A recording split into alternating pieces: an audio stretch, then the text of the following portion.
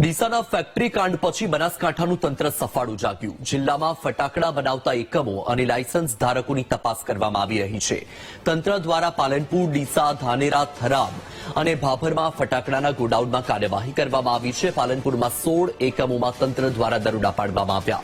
આ તમામ જગ્યાઓ પર બેદરકારી જોવા મળી. આ ગોડાઉનમાં ફાયર સેફટીની સુવિધાનો અભાવ જોવા મળ્યો હતો.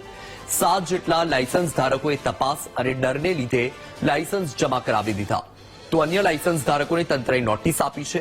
ડીસામાં પ્રાંત અધિકારીએ 14 જેટલા એકમોની તપાસ કરી નોટિસ આપી છે.